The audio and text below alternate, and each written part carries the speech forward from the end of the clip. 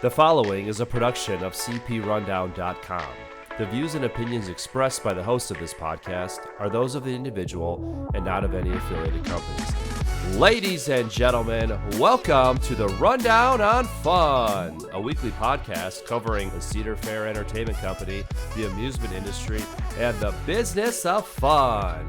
Here are your hosts, Karsten Anderson, Evan Schultz, and Kyle Hu. Good evening, everyone, and welcome to this week's episode of the Rundown on Fun, a weekly podcast where we cover Cedar Fair, Cedar Point, and everything to do with fun.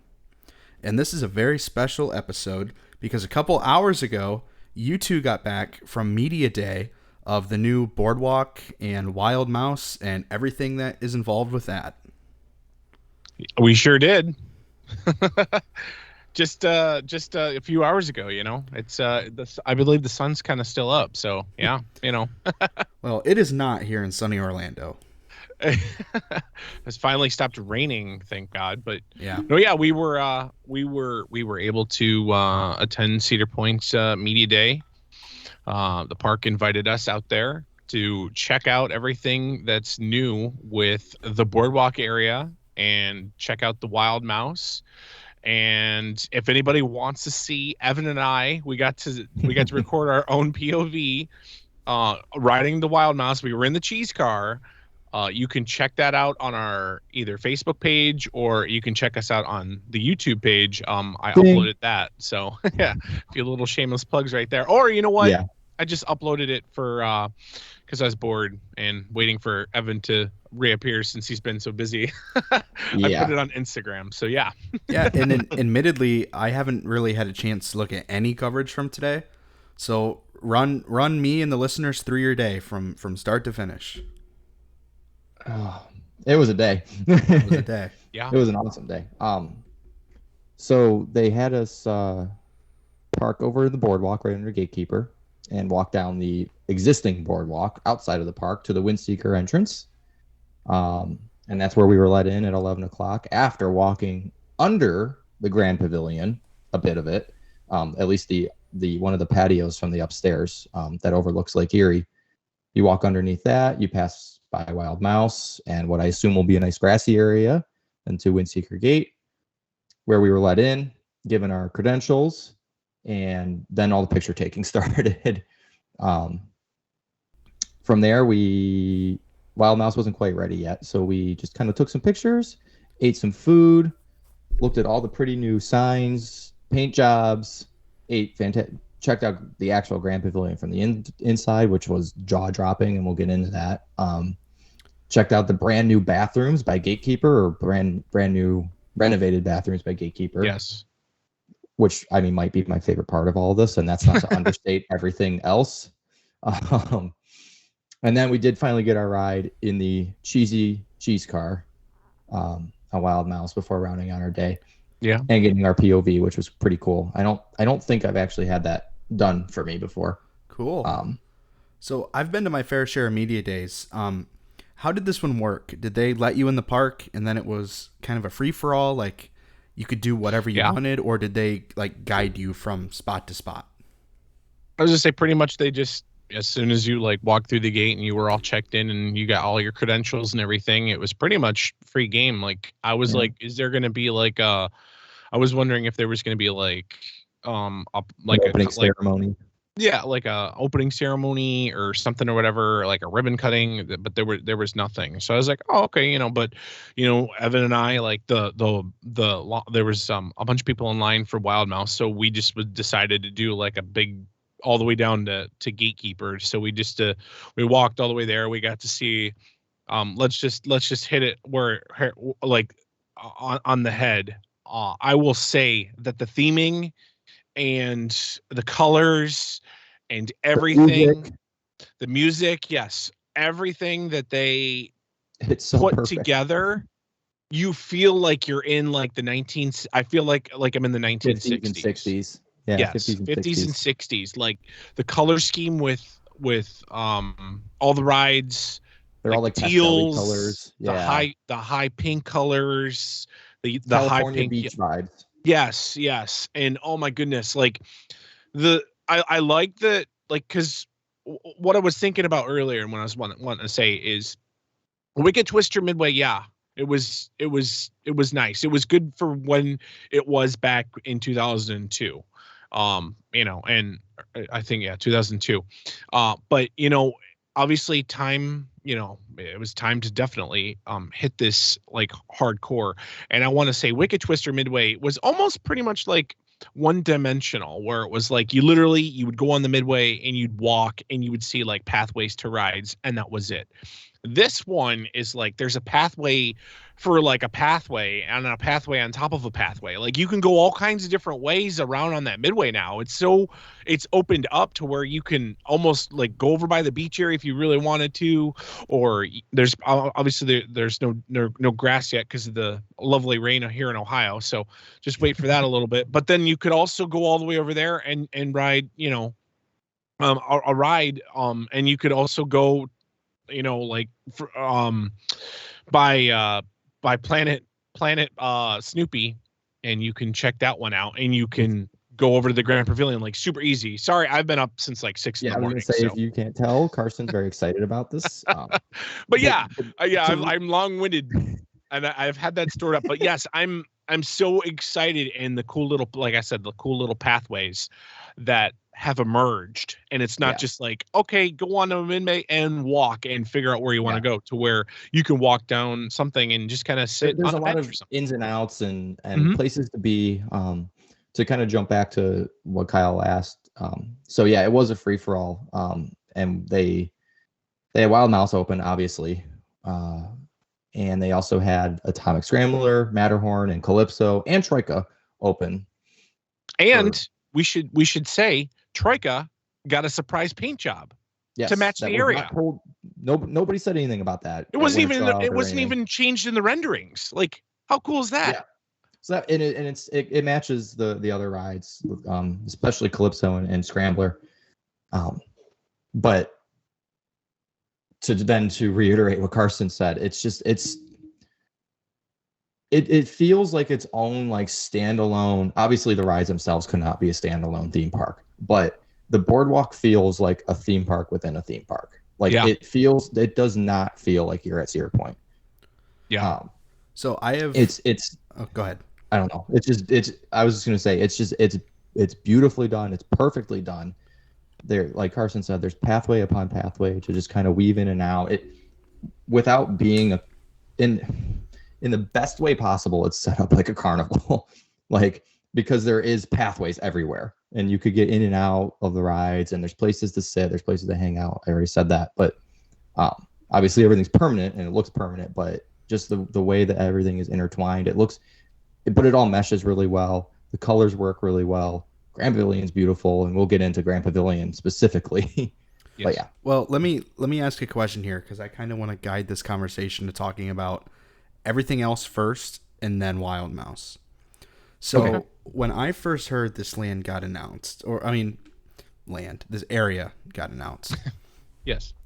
I had one main concern, and that was we finally got rid of disaster transport, and we finally got rid of the old Oceana All Wheels Extreme Stadium and opened up that beautiful view of the lake.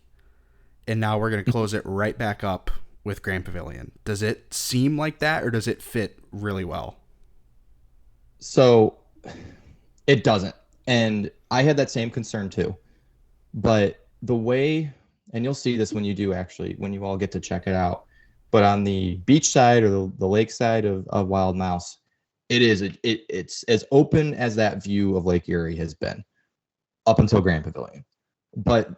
And obviously Grand Pavilion being a big building, it does block it, but it makes up for that by the second floor being, I don't think necessarily floor to ceiling windows, but very large windows that overlook Lake Erie.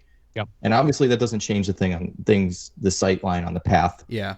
But it makes up for it. It makes it worthwhile. So it kind of sounds like we might have closed it up a little bit inside the park, but then really opened it up when you're in that Grand Pavilion. Yes. Right. Okay. Mm-hmm. And And like I said, on the lakeside of Wild Mouse, it's that area is that view is as open as it's ever been.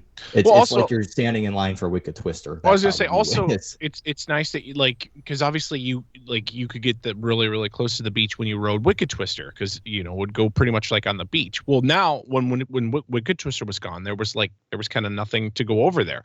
So then now there's going to be areas where you're literally going to be able to walk all the way over to the black fence, where you got to be obviously outside the park, but you'll be able to see the boardwalk and everything. You'll be able to see the lake. You'll be see everything. So yeah, it felt very open to me, and not It was claustrophobic. addition. It was addition by subtraction. Like somehow the Grand, even though it closes things up, it just looks right on the Yeah. beach. Yeah, it really does. And kind of going off of concerns about the area, I voiced concerns about having the Ferris wheel right in front of it. Mhm. It works. It looks so It just for photo reasons. It looks so cool. Yeah. Like Because just jumping off that really quick, I thought I was going to be like, oh, I want to get like really far back to be able to see the Grand Pavilion, and be like, oh wow, like. But honestly, like, it just looked really good, I think, with the giant wheel, and also it with feels it like there, it's supposed to loom over you, and loom is kind of has a negative connotation, but that's what it. Yeah. In the best way, it looms over you, and it's just this big, grand, beautiful building. It Boardwalk feels is like, all about rides, like. right. I mean, like that's obviously what kind of like what they're going for is You rides on the and boardwalk. while you're in the boardwalk, you can tell that you're on the lake. Yeah. Yeah. Kyle, you've been to Santa Cruz Beach Boardwalk, so I know have. you've at the far end of the pier, like as far away from the ride, or not from the pier, of the boardwalk, as far away from the rides as you can get. There's a very large Grand Pavilion style building. It has the same exact feel as that, where you're Cool. it just feels like it's supposed to be there. You have all the rides leading up to it, and then there's this big beautiful building right out to end it all. I mean, from everything I've seen, it looks beautiful. So I have no doubt that it fits in. My concern was that it closes up that view, but also if you're then opening it by being able to go up to that second story, I think that's a fair trade-off. The patios, you have a patio that's actually over the park boundary going into the lake or going towards the beach. And when you're standing up there, if you ignore rides behind you, you feel like you're in a luxury hotel destination ignoring the fact that it's Lake Erie and not like the Pacific Ocean or the Atlantic Ocean. It feels like you're just overlooking the water in like the Bahamas or something. Like, is there a side that overlooks the park too? I mean, so there's patios on either wing that have a fence that is bordering the park. So I mean, they're not specific to the park, but if you sit on the one side of them, it is overlooking the park. Cool. If that makes sense. I think it's fine though too, because if you have it overlooking, you just be like, oh look, there's people in line for the exit on Giant Wheel or something, My next question is kind of about Wild Mouse, but how's the queue? Are you out there baking in the sun, or is there shade structures? So first off, we didn't go through the regular queue because the people doing the POV or the reverse POV waited in the exit because they had those cars specifically set up. Yeah. But so from what I could tell, it's kind of an L-shaped queue, or I guess a mirrored L, whatever. If you're waiting really far back, there are tents like in the main switchback area, but then there is just one long switchback, like as you're approaching getting on the ride, that you are kind of baking in the sun. But like, I bet. Yeah, but I don't think it's going to be a huge problem. 20-minute wait right there. I think that's. I mean, when all the cars are moving and things like that, I think it's going to be like the line's going to be moving really fast. So yeah, that part that's unshaded, like I don't think that's a huge concern because it's like being on the ramp on Millennium. Like I can equate it to that. Now, I did see something that was actually pretty cool because you don't see it much at regional parks, but that Wild Mouse has a continuously moving load station, which again, really cool for a regional park. And I know we don't really have anything to base this off of because we've never seen it operate without it, but did it seem to help dispatch times at all? I think so.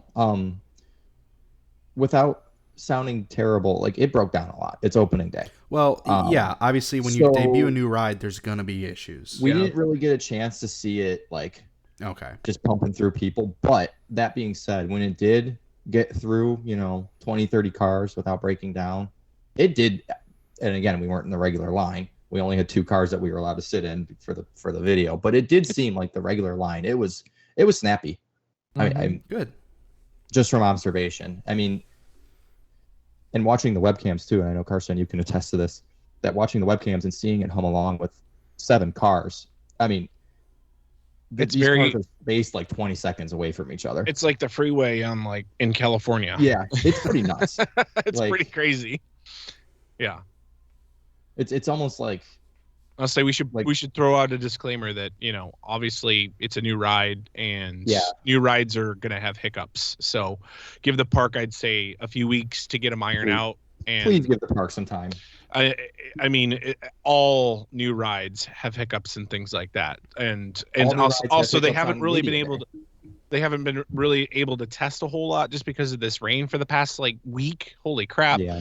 And today was kind of their soft open. They didn't really have a soft open. Yeah, right. Yeah. Which, by the way, we did. I happened to look at the webcams at 6 o'clock, and they were testing it because it was beautiful weather today, and they wanted to take advantage of it before OSU Day tomorrow. I have no doubt, even by Saturday, a lot of the bugs will be worked out. I think today they just wanted to get through the people that were there and really get to work tonight. But that aside, that's literally the only negative thing I could. "Quote unquote" negative thing I could say about today. But yeah, from what we can tell from an observation standpoint, and Carson, I'm sure you can agree that when this thing's humming, the capacity for a Wild Mouse will be top tier. Yeah. Oh yeah, I agree. And the operations have no choice but to be good because that train's going no matter what. So 4 people are going out of that station every 20 seconds. Yep. So I could say that. This might be ignorance on my part, but is Wild Mouse going to be on Fastlane? No. Nope. Okay. So that also will make the line really hum along, I think. Yeah, right. So, nope, just regular line. Old school. Cool. Well, let's I know we kind of started talking about the ride here, but let's maybe talk about the rest of the day and leave the ride for last. Okay. Carson, do you want to talk just more in depth about the flat rides, and then of course I'll take over the food?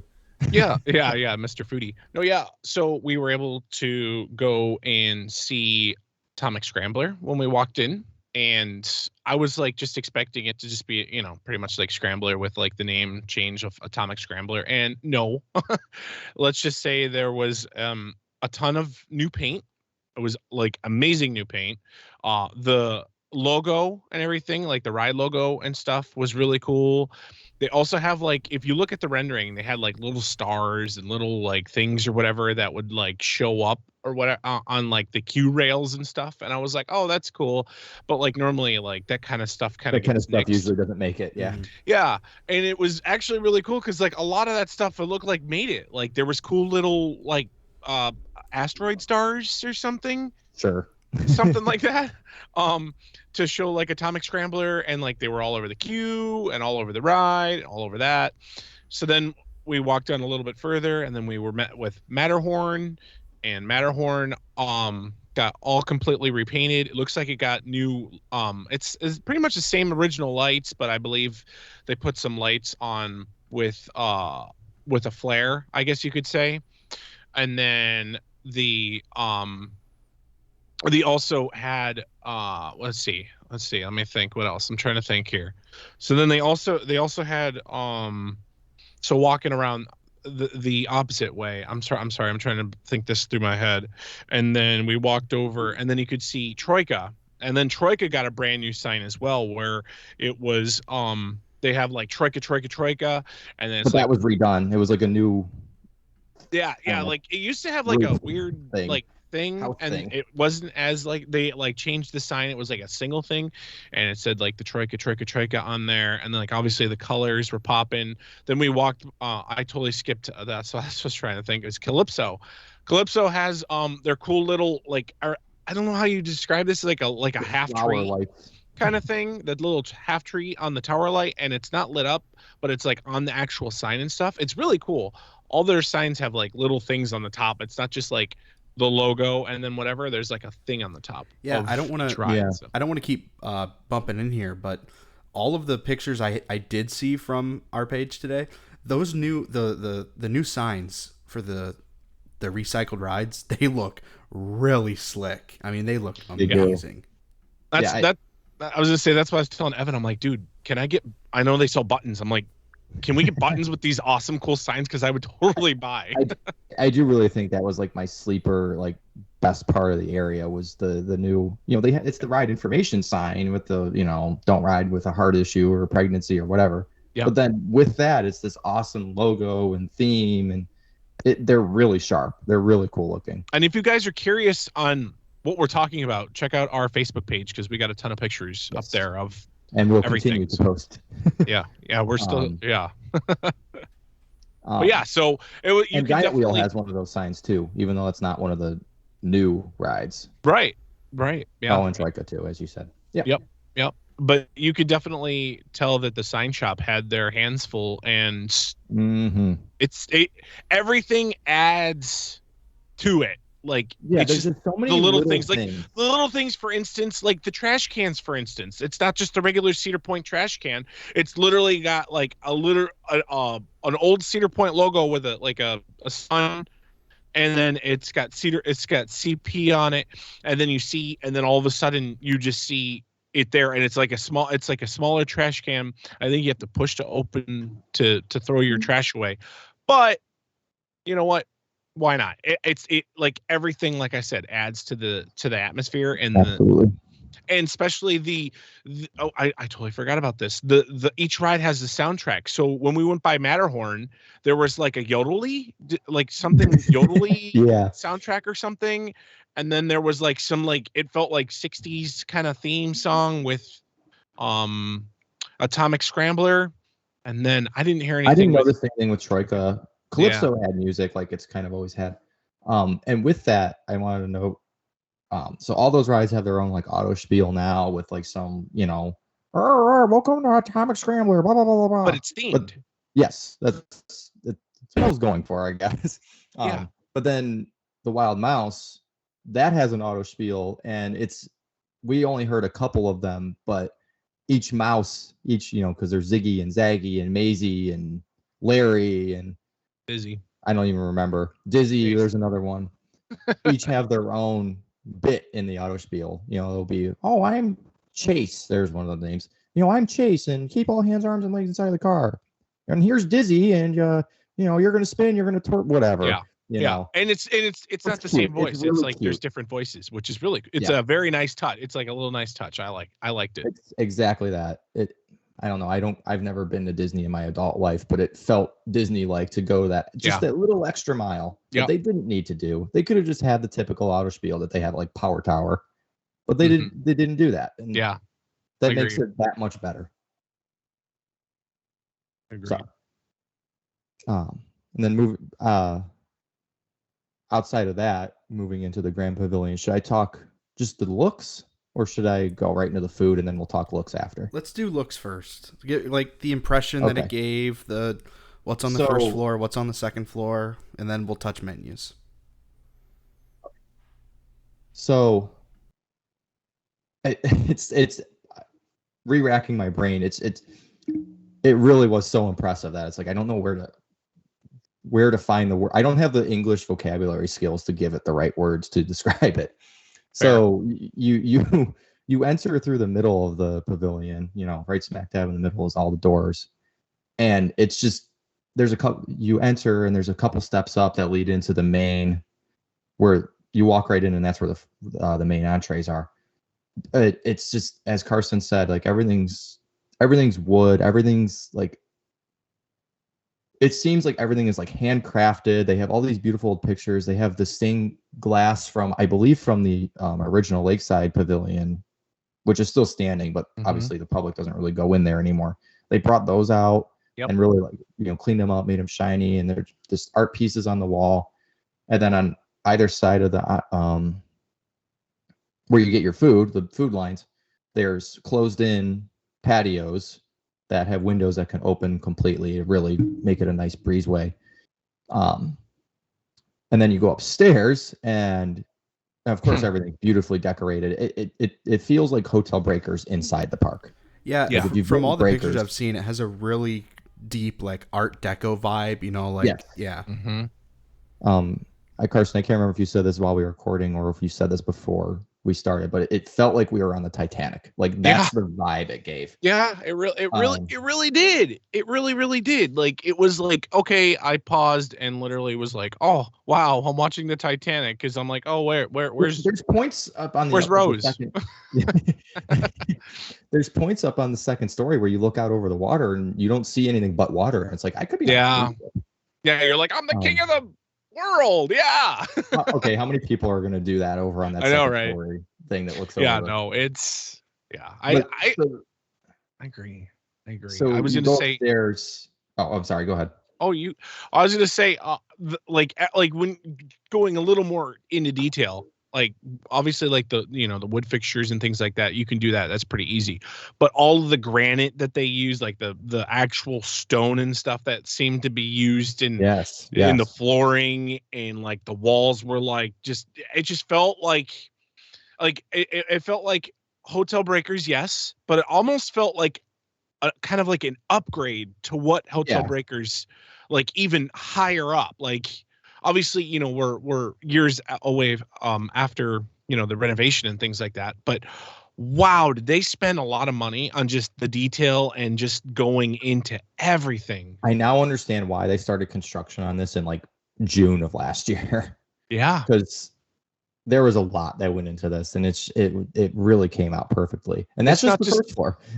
it's not just a building with four walls and No. and whatever. Like it's very immersive. Like I really wanted to is. sit down and just hang out and just talk with, like, even the light fixtures. The light fixtures were like really nice and Mhm. awesome. And it's not all just the same light fixtures. There's a bunch of different light fixtures. There's fans. There's fancy, like like you said, wall art and like little chairs, like the around the bar on the top. Like there's Yeah. leather nice stools, that are really nice, and like the countertops, like, and then like looking at the bar, they have like a little roller coaster with all the With all the liquors sitting on. yeah, it. the liquors and everything. So I mean, oh my gosh, it's So, yeah, and then yeah, the I lighting was outside too. Same with the lighting outside Yes. too. So I know I keep talking about it, but yeah. We're both very excited, obviously, and I just really just want to go back. Yeah. Yeah. But then, so yeah, going upstairs, first you go up a few stairs, and there's a landing, and there's a huge window overlooking the park, which I have a really beautiful picture of the boardwalk area from there, because the windows are still nice and clean. So Yep. get your pictures while you can. And then yeah, you turn around and go up the rest of the stairs, and you're greeted right away with the bar that Carson already touched on.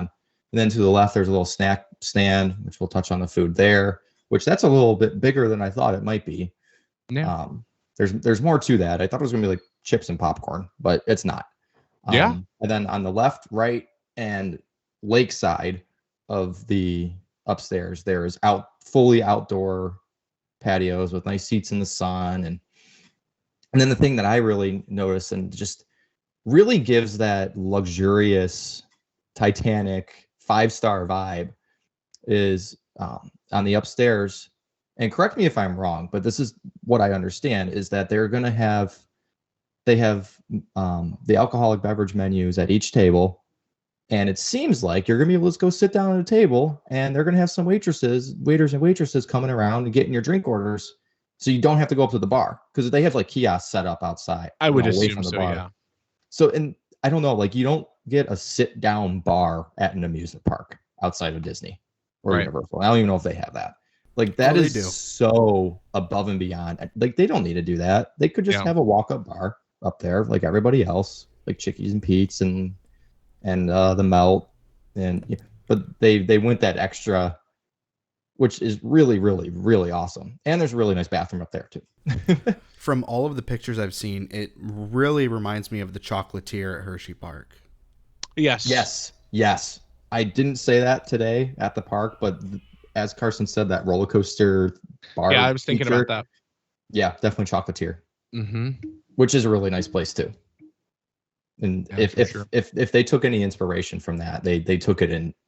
I mean, no disrespect to Hershey, but they took it and blew it out of the water. They even have, I was gonna say, at the bar, like I was able to take pictures, but they have like soft serve or ices or alcoholic, yeah. like big icy machines that are like for alcohol. They're and probably everything. frozen daiquiris. Okay. Yeah. So, which is pretty cool. I mean, that's gonna be probably. I mean, like frozen Coke. Yeah, I mean, and we were looking at prices. Like prices didn't seem too bad. It was like $15 to like I think maybe for like big crazy mixed drinks was maybe $17. But I mean, that seems like They were par for the course. Like yeah, what you normal expect. price. I mean, And then I don't know if they'll have this every day, but for us today, they had a bunch of frozen mocktails and regular mocktails too. yeah, They weren't necessarily frozen because I know you had that watermelon one, and I had like Yeah. an orange creamsicle frozen one. that watermelon. There was one like 20 of those. Like I would imagine I that don't those know, would that's probably something they'll have every day. I would imagine those would probably stick around. Like from a bar perspective, that's not a. I mean that's a really low cost, high profit item for them to have. Also, with how family friendly this whole Grand Pavilion seems to be, there's undoubtedly going to be a lot of kids up there. They're going to Yeah. be bummed out when they can't get these fancy drinks. So if I had to guess, if I was a betting man, I'd say those would be permanent. Yeah, which would be awesome. Like Yeah. even if they like rotate flavors or something or whatever. like a flavor of the month or something, or Yeah, they'll make a killing on selling those for $10 while the Oh, man, adults get real stuff. I for can't. 15. I was thinking, I was like 4th of July. That Grand Pavilion is gonna be insane. It's gonna Yeah, be good luck insane, getting up there. right? The other thing I was thinking about that was going up there when there's a thunderstorm coming, like on the outdoor patios, like watching a big thunderstorm roll in, and then Yeah. of course running inside and ordering a few drinks while you're waiting for the storm to pass. Right. Like that's going to be. That's gonna be Maybe I really nice to hang Maybe I out there. shouldn't show my hand. Like maybe And- I shouldn't give away the secret. But like that's going to be an awesome. Like I almost want to go to Cedar Point while it's thunderstorming and have an excuse just to sit there and It'll be just nice. enjoy being in Nice there to all sit day. in the AC up there Yeah. too, Now- or in there, Yeah. I should say. Growing up, my family, we would go to Cedar Point and camp at Lighthouse Point every year for the 4th of July. We'd go and we'd stay for the whole week. And they would always sell that VIP fireworks package. Yeah. Do you think that's something that they could do at Grand Pavilion? Like, is there seating outside where you could see where they normally launch the fireworks? Oh yeah, the patio overlooking the lake, and then the one overlooking like to the right side if you're looking at the Grand Pavilion entrance. Like, oh yeah, that's like prime firework viewing spot. Because I could see them including like a whole like thing, like, you know, you get a dinner and you get a drink, and Yeah, kind of like what and just closing Grand Pavilion at 10 o'clock that night. yeah, and kind of like clearing what everybody Kings out Island and- did with Fun Fireworks in 50 last year. You know, where Yeah. yeah.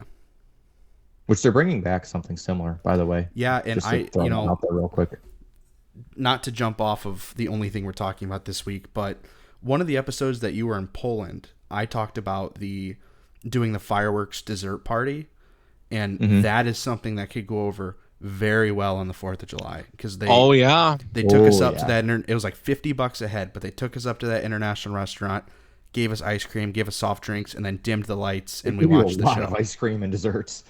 Oh, it was. Yeah. I think my dessert that night had like 7 scoops of ice cream on it or something ridiculous like that. And then those, I remember hearing. Yeah, I could definitely see a lot of things happening with this Grand Pavilion. I think that they're going to do a lot. I'm excited. it really opens up a big window for future events up there. Oh yeah, for sure. I do have the menus at the ready for whenever we're ready to Yeah, let's. to move on to that. Yeah, I don't. Yeah, go for it. Let's segue into food. Okay, do we want to hear the like main food first? Do we want to hear the snack bar upstairs first, or do we want to hear about the frozen mocktails that they had for us today? Let's start with the food downstairs, and then we'll work our way upstairs. All right. So, and I'm just gonna go in picture order here. So, the first thing they gave us, and me and Carson tried a piece of everything. Mhm. I do want to say the workers were like, "Yeah, you're gonna get all of it!" Whoa! Yeah, they were all awesome. excited They that were we were really trying awesome. it all. Before you go into They were- this, is this something that's included on the meal plan? Yes. Cool. It's the typical entree side piece of bread. Awesome. And if you don't want to, if you don't have a meal plan, I believe it was like $20, $19.99 or $20, yeah. something like that. So I mean, that's not bad for the elegant Again, meal that you're par getting. for the course with the amusement industry right now. Right. So the one thing that they had for us that I don't believe will be on the meal plan are key lime pie bites. That was the first thing that was presented to us, which those were really good. Those were good, yes. So then entrees, we got slow roasted turkey breast, dry rubbed pork tenderloin, and I'm just reading off the signs that they have there. Funnel cake fried shrimp. So the batter is like a funnel cake. I'll get into that. Beer battered fish, which I believe was cod. And chicken tenders, which are different than any chicken tender I've seen in the park, just by a seasoning breading standpoint. And then the hot side dishes were Syracuse salt potatoes, which were like little red skin potatoes, like even smaller than the ones back at Farmhouse. And then underneath that it says smash and dunk in butter. So they seem like the kind of potatoes that would be in like a seafood boil. And then steak fries, which were like pretty good for steak fries. The little piece of bread that they give you with I believe every meal, no matter what. Pineapple tropical fried rice. Say that 10 times fast. Glazed grilled pineapple. And then cold sides was marinated cucumber, shaved Brussels slaw. So like coleslaw, but with Brussels sprouts. And cold ramen noodle salad, which I know we gushed about at Winter Chill Out because that was something they allowed us to try. Yep. Yeah, I don't even know where to start with this food. I mean, it was really, really good. I think my personal winner, surprisingly, was the funnel cake shrimp. I don't know about you. That's what The I'm shrimp most excited was about. Massive. It was like a big jumbo shrimp. Yeah, there's like, jumbo shrimp, and then there is this shrimp. right. And it literally, like the batter literally tasted like if I had a funnel cake. Like it was it was that good. It was really good. And like, you know, I didn't put any sauce on anything because I want to try it all for face value. I don't know if I'd want to put sauce on this. Like, it doesn't need it. It doesn't need the cocktail sauce to overwhelm. Yeah. Like, it was super, super good. The like sweetness of it added a lot. And like everything was like seasoned like really well. Like it's not just like bland. It's not like the the chicken tenders or whatever. Like I was like, okay, it's gonna be a chicken tender, and I bite into it, and it had like all kinds of seasonings, maybe a little bit of spice to it. Like it was really, really good. And the same thing said for the turkey and the pork, which were both really moist too. And those are easy meats to screw up. Yes, I was gonna say the home run for me though were the dang potatoes. Oh my gosh, those were really good. And they were, even though they're red potatoes, they were prepared differently than Farmhouse, and they were so good. I think, dare I say, maybe better than Farmhouse? I don't know. Depending on the day, like because they, each thing has its on days, its off days, like that. Mm-hmm. That's right there with the Farmhouse potatoes. Those were really good. And the rice was really good. I had to ask pineapple. Oh my God. It was very. Yeah, it was very juicy. The thing I was excited for most, besides the shrimp, was the glazed pineapple. How was that? It was so good. Like I really like grilled pineapple, anyways. But so it's just a little it's a little wedge, like maybe an eighth of a pineapple, which isn't a lot. Like that's not I don't know. That's not a lot for a side dish. I hope they give you a couple pieces of it. Yeah, especially when you factor in the skin and the rind and everything. A lot of that's inedible. Yeah, you get like 2 bites. But I don't know, maybe pineapples are in season. I don't know anything about that, but these pineapples were super juicy. They had so much, I don't know, the grill added so much flavor. I don't know what kind of seasoning they had on it. Or it was good. It was really good. It is glazed pineapple, so there's got to be something on it. But it was so good. That was probably my favorite side. I didn't eat all of mine, and you stole the rest and ate the rest. Yep. So, and had we had time, I would have gone back and gotten more. Honestly, I think the marinated cucumber was also good. That was really good too. That was really good. I was like, oh, what's this? I'm like, and then I tried it. I was like, ooh, it was like sweet. It's marinated in like a, I don't think it's Italian dressing, but something similar. And then there's some red onions in there too, which was really good. Yeah, it was really, really good. Yes. So that's what's on tap I don't know. upstairs? I don't know. Say again? What's on tap upstairs at the bar? So I actually don't have pictures of that menu, but like it was everything that the park typically serves from a beer standpoint was there. There was for all your ciders like Angry Orchard and the Blake's Triple Jam that was around the park last year, and I think even White Claws and High Noons, and then there was, I think they probably are gonna have a rotating tap, but there was I think I saw like Budweiser, and Carson, maybe you have better pictures that can really show. I do. I was gonna say I got the signature cocktail. They've got the new old fashioned. They've got Crystal Rock Punch. They've got Salt Air Margarita on the Rocks. They've got Watermelon Summer Sensation. I had that. That was really, really good, especially with the mint. Mocktail version of that, right? Right. Yes. All the mocktails. It says the Waldsmere. It's like and these are like that one's like it says it's a classic Cedar Point cocktail introduced in 1894 and was served at the original Grand Pavilion. So that's I'm curious to try that. They've got the Boardwalk Blueberry Vodka Lemonade. They got Breakers Blueberry Bellani. I'm probably gonna butcher all these things. And we got Beckling's Blackberry Mule. So it's pretty cool to try stuff, I guess. And it also has like sayings on it too. It says like what it is and stuff, and then it says the drink is named after George A. Beckling, who purchased Cedar Point in the late 1800s. I wish I had read those closer. I had no idea. I'm just reading them as we go right here. But then also you were asking about your beer selections. You've got Angry Orchard, you got Fathead, Bumblebee, Bumbleberry, you got Great Lakes. Obviously, you got Miller, Coors, Yingling.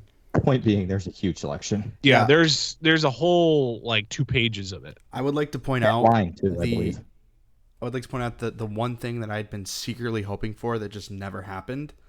They missed the perfect opportunity to turn that into a Great Lakes Brewing Company tap room.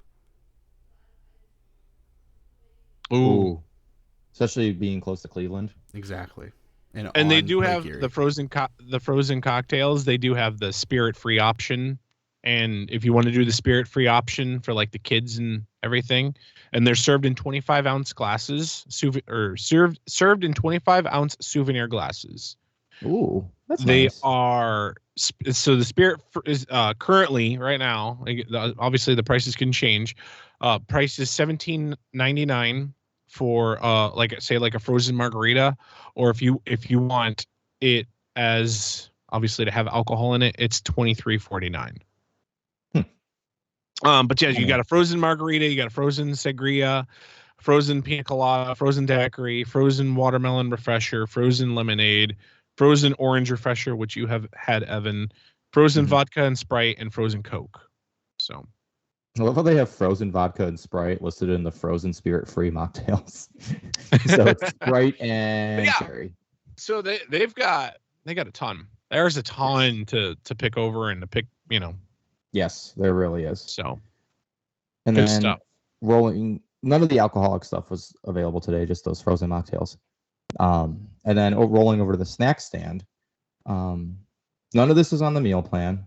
It really is some snacks. Everything here is $13.99, except the Bavarian nuts, which is a kind of a Cedar Point staple that's been missed the last few years. That is a snack if you have the all-day dining plan, or it's $6.99. But then the following is all $13.99. Artesian flatbread pizza, which comes with 3 meat, 4 cheese, or ricotta and salami. Bavarian pretzel sticks served with stadium mustard and nacho cheese. Got me at stadium mustard. Jumbo chicken wings, and the ones that they had on display truly were jumbo. Oh my gosh. I didn't even know what they were when I first looked at them. They come in sweet Thai chili or garlic parmesan. Garlic parmesan looks like a win. Yeah, those look Well, actually, really both good. look like a win, but wow. Look really, really good. Yeah. for sure. And then lastly, they have breaded cheese curds served with hot honey. So there is all your new food, at least in that specific spot. Just at Grand Pavilion. I mean, I want to spend the $13.99 and try all that stuff. I wish I was there for us to try today. Well, I'll put this out there. The Sunday after Coaster Stock, what is that? Or I'm sorry, not the Sunday, the Monday. Is that the 22nd or something like that? Anyway, yeah, 22nd. I'll be at Cedar Point that day from open to close. So make sure everybody go there and meet Kyle. I need to He will sign autographs. Yeah. He's a really great picture taker in front of the Cedar Point sign in the front. And let me throw this out there. I need to try everything, but I don't need to eat full portions of everything. So you come find me and we'll do a little tasting party. Absolutely. I like it. I like it. We'll have a little we'll get the CP rundown credit card out and Kyle's just gonna we should get them to install a throne up there and Kyle will just sit there and wait for people to bring him food. Exactly. I will try your garlic parmesan wings. Yes, here's a couple bucks for your time. Yeah, I'm also gonna drink my way through the bar, but I won't be sharing that. That's just for me. Fair enough. But you can donate to the cause if you want to get Kyle's opinion on each drink. I could. Yeah, that's funny. So we should set up a Venmo just specifically to try to get us drinks. Yeah. Well, we've been at it for about 45 minutes now, and we still haven't talked about the new ride. So let's roll into Wild Mouse here and kind of close things out. Cheese. Lots of cheese. Cheese and mice. It was okay. Joking about the cheese car side, which we did get, which was like, what better way to get your first ride was a cheese car? Yep. First on observation, I think it is true the cheese car does spin a little bit more. A little bit. It might. Although I don't feel like that we spun an excessive amount. Whatever. I think that's because you guys put all your weight on one side, so that side was balanced. Yeah, they told us to sit both of us in the middle. So I don't know if that's just their protocol for two people riding or if it was because of the camera. It could have been that. Probably was. I don't know. But anyways, so the ride spins from the top of the lift till the end of the ride, and really the end of the ride. If you've watched our video, you sit in one spot, and while the ride's trying to figure out where, when if you're front ways, back ways, sideways, or whatever, you're just with the ride is doing that to you. Like there's a mechanical thing that's doing that to you. It's trying to find its little happy spot so that way it knows. And it's quick. It's really quick. Yeah. Like you kind of come to a stop and then it's like, guess what? Mm-hmm. But yeah, so you turn out of the station, you go up the lift hill with the cat reaching down, trying to get you, which is a cute touch. I think we also, that was shown to us pretty soon after construction was finished. But yeah, Karsten, you mentioned, you don't like the zigzag back and forth crap on Wild Mice rides typically. Yeah. And while this does have a couple, boom, boom, boom, it doesn't detract from the ride. And in fact, it helps with the spinning, first off.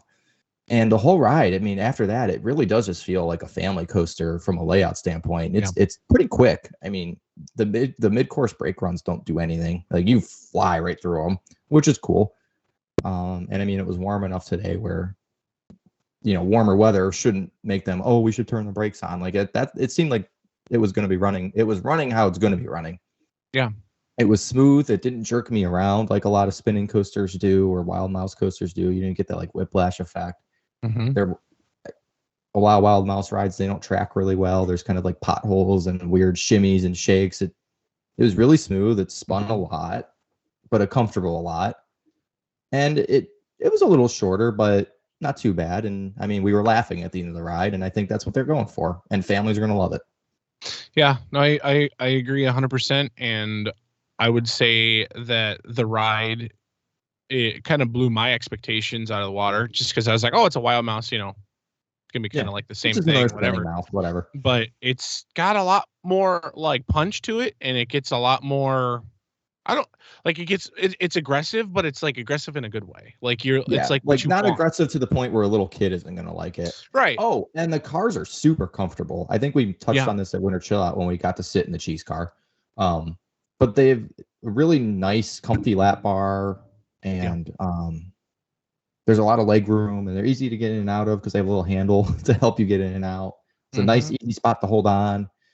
And you feel very like enclosed, but in a good way, I guess. Like you could still look around, but you feel, I don't know, just weird things I noticed. But no, I definitely, I agree, and it's really cool. So like, if your kid or something, is a fan of, say, Larry or Chase or whatever, you can actually take pictures. And besides the cheese, you could take pictures.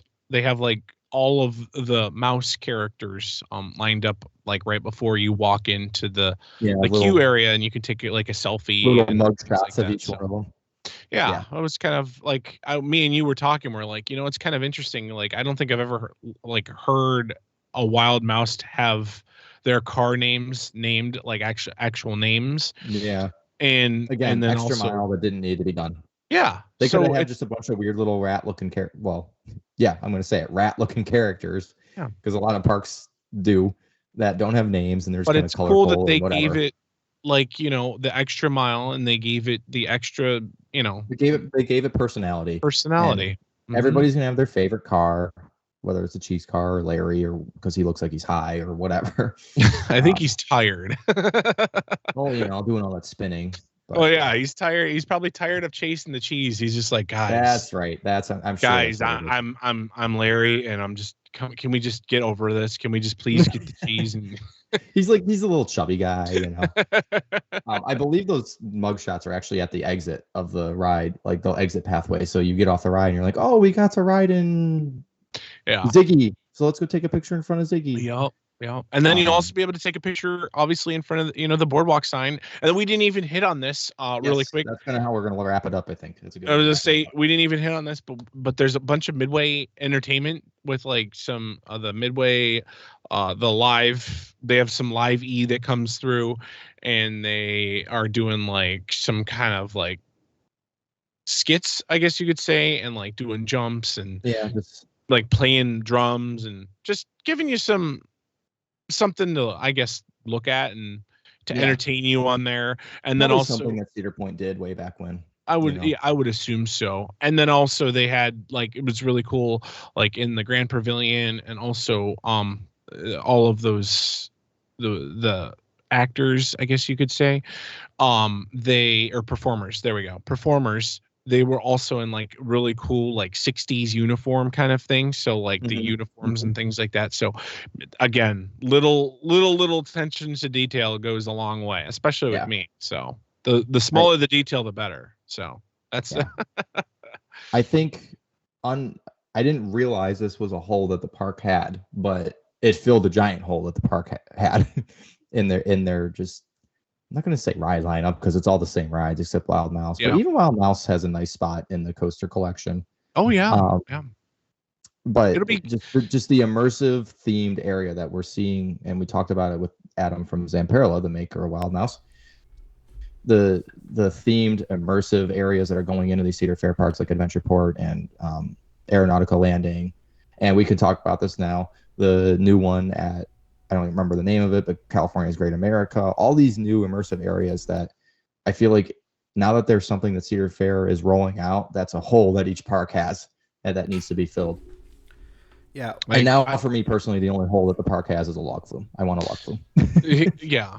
But I mean, it was missing when they took out Wildcat, so it's nice to have like a little fun, like, jumpy and short ish kind of coaster that the whole family's gonna love, because I've had a bunch of people reach out to me saying, oh my gosh, my son, my daughter are just gonna love this, they're gonna love this ride, we saw your POV, we love it. Like, so yeah, it's cool. It really was a fun ride. And I'll put it this way, I'm gonna ride it more than I rode Wicked Twister. So yeah, there you go. Wild Mouse and the Boardwalk as a whole, it filled a hole that we as coaster enthusiasts may not have seen that needed to be filled. But when you look at it from the park perspective and even the family perspective, there was Planet Snoopy and Camp Snoopy, which were geared towards toddlers and kids who are no older than 3 or 4. And then you have the giant coasters that we love. But you really didn't have one section of the park that was good for everybody. You either had the giant coasters or the rides for the little kids. And maybe this is just because in recent years, my cousins are now at the age where they're not ready for the big screen machines, but they're bored in Planet Snoopy and Camp Snoopy, that I love this edition even more, because we would have to trek all around the park. We'd go to Planet Snoopy or whatever, and then we'd run across the park and we'd have to go to, the Gemini Midway, and then we'd run back across the park, and so this fills there's so much in one space now. There's so much for one space for everybody, and that is the hole that has needed to be filled for years at that park. That was the one, besides the log flume, because I agree with you on that, that was the one glaring need of somewhere where the entire family could be entertained and immersed.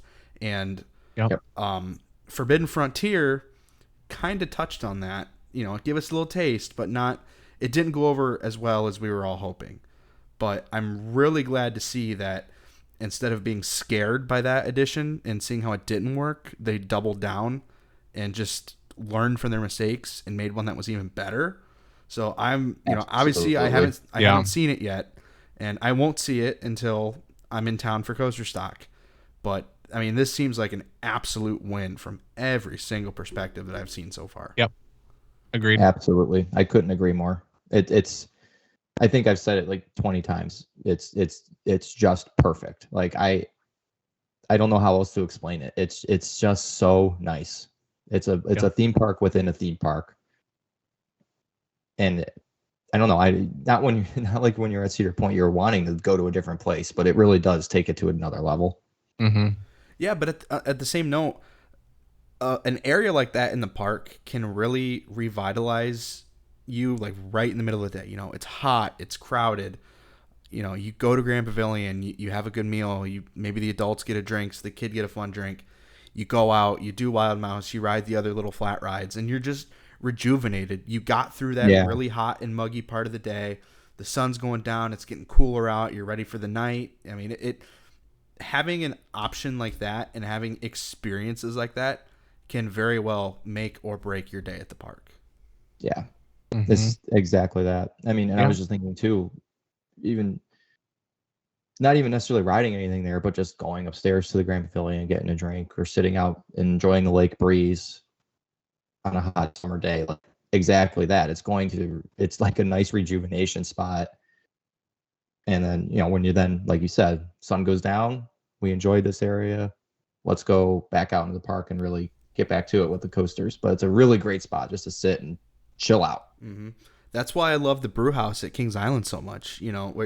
Obviously we're old enough to take full advantage of it, but just being able to go in there in the middle of the day, sit next to that Diamondback splashdown, have a couple of drinks, chill out for an hour, just rest. Forget about that patio back there. Yeah.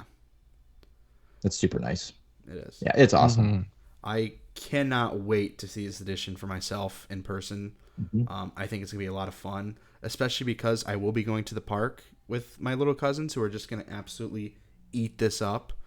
So I think that in turn, it might have been something that maybe I enjoyed it, maybe I didn't. But I'm going with kids who are at the exact perfect age to enjoy everything that this area has to offer. And that, I think, is the win in the Cedar Point playbook. The biggest win they've had in a while. Agreed. Especially if they're trying to market themselves as, they're a regional park, but you have hotels on site and you have all these things to keep people there for days at a time. You're no longer a regional park at that point. You are a destination park. And I don't know. I've kind of said the same thing for the past couple of minutes, like 8 different times. But but that I get it, because there's so many ways to describe how perfect of an addition. I said perfect again. This is to a park that is trying to get that, to really reach that next level resort feel. And while Breakers does give that vibe, as you said, with a family that doesn't maybe have all the kids wanting to do the big rides, but some of the kids are bored by the small rides. It's focusing on that whole keeping the family together. This is what this area is going to do. That is what this area is going to do, and it does it so perfectly. I'm really excited to see it on opening day when it's busy. Like, it's really going to come to life then. Where I'm really excited to see it at night, because I saw every single one of those pictures today. They all had those old school chaser bulbs and everything. I am so pumped to see that thing at night. Yes. I agree. Yes. And last but not least, and I think this is only for our diehards that listen right away, but Cedar Point CP Rundown opening day photo is going to be in front of the Boardwalk sign that is near Windseeker to really celebrate all of this. So if you're listening to the podcast on your way to the park on opening day. This episode will be posted tonight, so it'll go out in time. 4:30 p.m. Sharp. Well, only be like 5 minutes. I mean, at least. If you want to say hi, I'll be there. Evan will be there. Kyle will not be there. We could like FaceTime him and really bug him while he's like in line for like Velocicoaster or something. He'll be there. I was gonna say, be hanging out over there Saturday. I'm sure I'll be at a park, but I don't know where I'm going yet. Be like, well, guess what? We're finally at a park too, buddy. Yeah. Our life begins now. Mm-hmm. So, yes. Although I was at Kings Island last weekend, so Man, I cannot wait to get back to Kings Island. I am less than 2 weeks away from flying out for coaster stock. But who's counting, right? It's pierogi. Yeah, pierogies were so good. We'll talk about that. So I think we're going to get back to weekly episodes now. Next week, we're going to talk about opening day. We're going to talk about OSU day. We're going to talk about Grain and Grill because Carson and I made a special trip just to go try that. Yep. We'll talk about California's Great America getting a new ride and area for some reason. And probably talk more about gearing up for coaster stock. Yeah, I'll have something fun to talk about next week too, as I have been invited to Media Day for Pipeline the Surf Coaster, which is the new age B&M stand-up coaster debuting at SeaWorld Orlando later this month. Their Media Day is next Thursday, and I happen to have a few connections, so I was able to get the invite. I will be there on site. On behalf of CP Rundown. On behalf of CP Rundown. Do we have a staff shirt for you? We don't, but I'm going to throw one together some way or somehow this week. Cool. Awesome. So yeah, that's where I'm going to be next week. I'll be right there on hand at SeaWorld Orlando for the debut of Pipeline the Surf Coaster. That sounds exciting. I can't wait. I can't wait to see what that's all about. That looks exciting, and the podcast continues to grow. Yeah, I'm really excited. The rundown on fun and seas. Exactly. That's like when Cedar Fair decides to buy SeaWorld. Oh, yeah, that almost happened a couple years ago. Not that rumor again. Yeah, right. Yeah, no, that's just that was just a funny joke. That's not a rumor. And it's also not a suggestion either. But this is not a rumor. I will be at Cedar Point tomorrow, bright and early, because the season is starting tomorrow, because I'll be at OSU Day. If anybody wants to go, buy a ticket. You can't use your season pass. Is it how much is it? $15 or $20? It's like $20 some, $30 some, whatever, with parking. And the park's open from 10 to 8. Right. I mean, we've gone in past and the lines are kind of low, so well, and for like the first time ever, the weather's going to be decent. Right. And it's just going to keep getting better and better and better. Saturday. Sunday, not like last year when it was like when it was like snowing last year when we went to OSU Day. So I think it was sleeting, and that was almost worse. Yeah, you were like, I never say this ever. And you're like, don't ever bring this up again, but I'm totally bringing it up. But you're like, I'm leaving before before close, and I'm like I'm with you because it was so cold. Done being here. That was the worst. Props to Cedar Point for staying open though, and props to Cedar Point for offering us a free ticket to come back until for whatever. Just because they didn't have to, but they always go above and beyond, which is really. And we rode Millennium and ate steak that day. That's all I remember. Yeah, I remember the steak was the only thing that was warm. I was and not. Potatoes. Well, yes. The food was warm. Karsten was not. So. Yes. All right. Well, that's going to end it for this week. Like we said, we're absolutely stoked to get this season started. Cannot wait. A big thank you goes out to Cedar Point for having us on hand today to cover Media Day and Wild Mouse on the Boardwalk.